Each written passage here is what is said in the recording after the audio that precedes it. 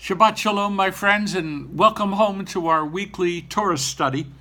Today we'll be examining the parasha Shelach Letha, Numbers 13:1 and following.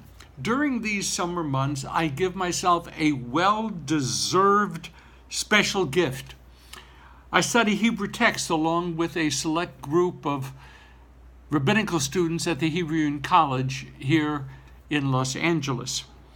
I am clearly, in that kind of a setting, doesn't need to be said, the elderly gentleman in the room.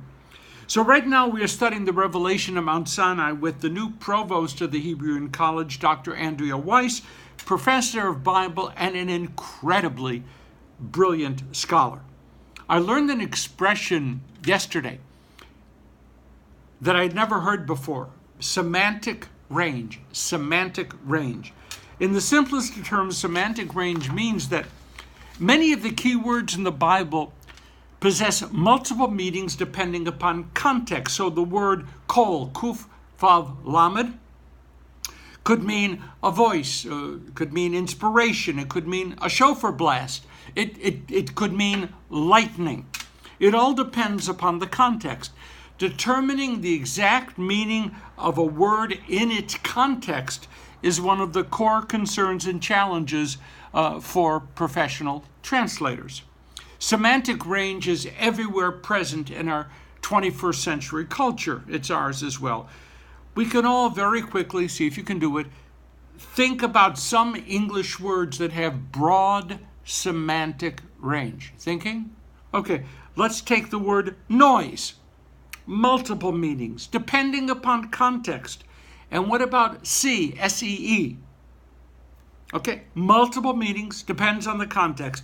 These words seem so obvious and so simple, but the reality is it's far from that. This is all part of semantic range. So now we go back to our text. The Israelites have no clue as to what awaits them in the promised land. And that lack of certainty becomes a source for rebellious unrest. They have escaped the immediate grasp of the Egyptians. They have a steady supply of nourishing but not very tasty manna. Various desert tribes are still regularly attacking them. And let's face it, the desert is anything but a comfortable place within which to live. All of that would have been more bearable if they only could have known what awaits them at the end of their journey in the promised land. So, one of our words for today, a word that possesses broad semantic range, is spies.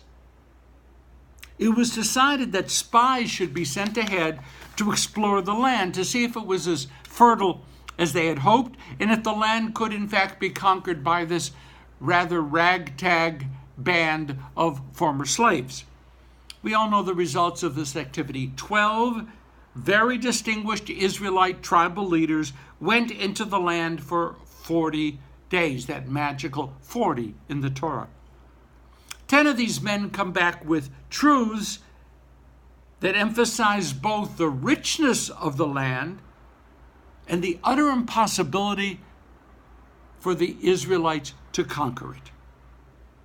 In an incredibly memorable phrase, they said that the land's inhabitants were giants and that these men saw themselves as grasshoppers in their own eyes as compared with the land's inhabitants.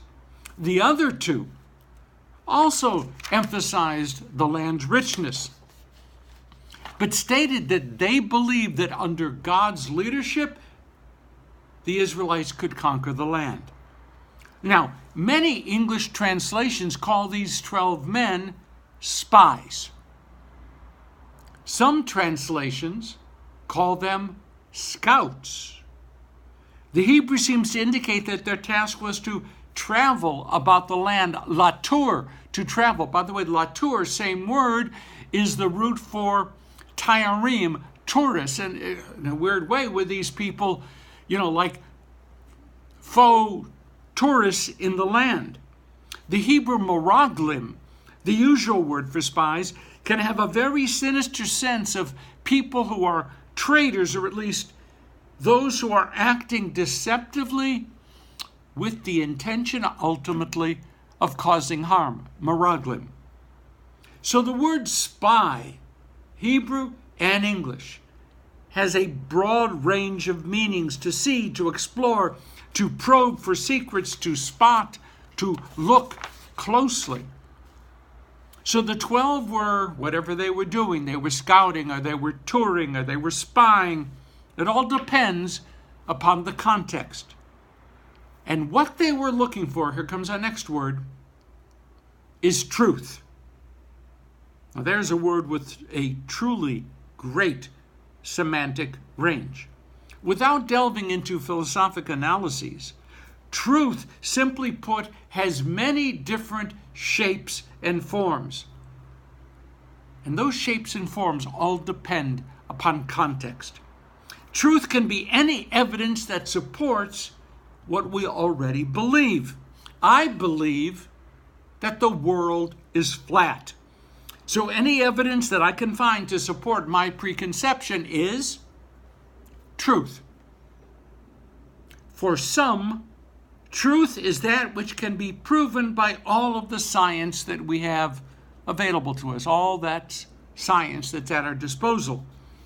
So in this case, truth does not become a cosmic absolute, but rather it shifts and changes according to what our scientific knowledge can provide to us. The more sophisticated and reliable our science, hopefully, the more we gain a vision of truth.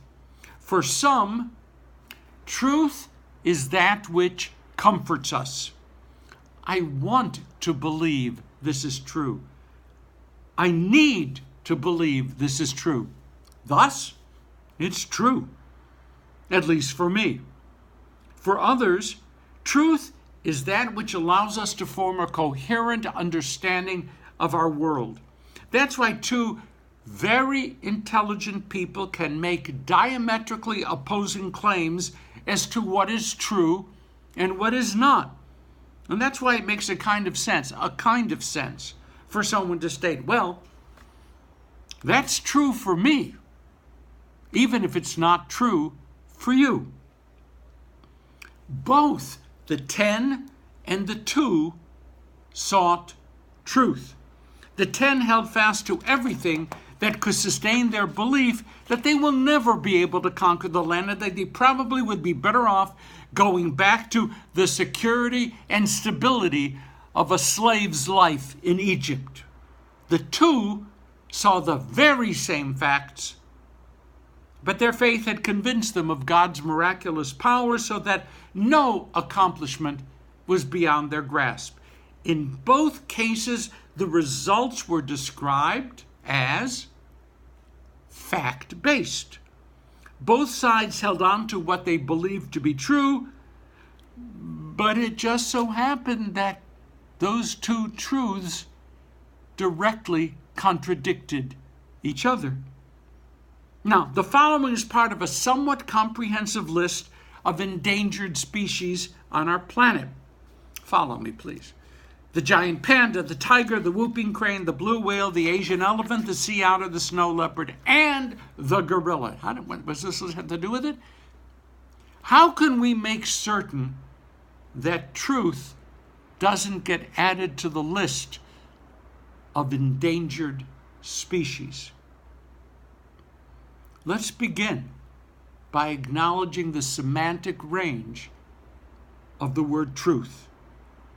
The same word, properly used, can mean dramatically different things to different people.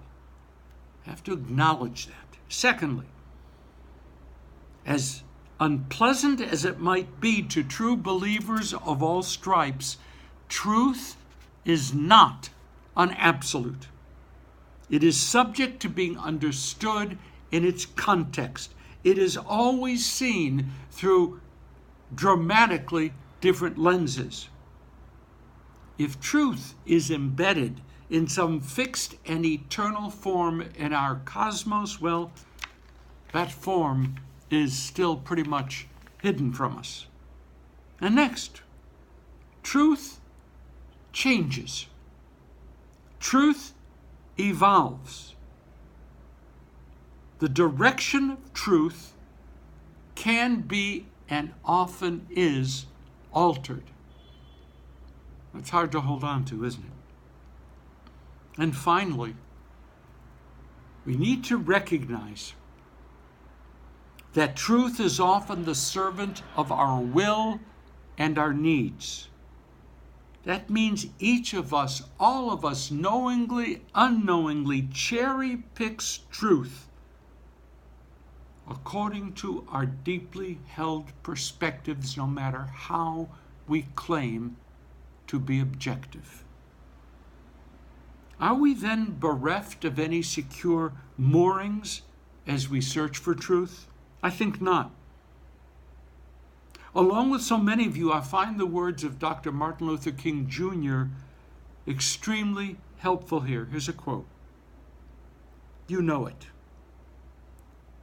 Martin Luther King. I do not pretend to understand the moral universe.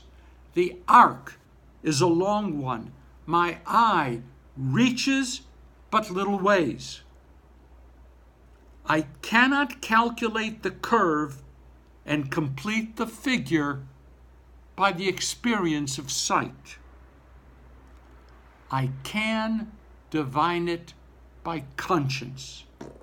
But from what I see, I am sure it bends toward justice. What Martin Luther King intended and what we believe.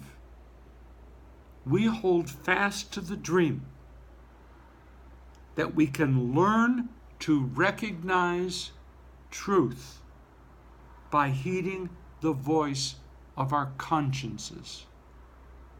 A difficult, worthy, endless challenge. Okay, that's it for today. Now, as we seek guidance through the lens of our consciences, let's all have a beautiful Shabbat. And while we are observing that beautiful Shabbat, please hit share. That's it. Shabbat Shalom, my friends.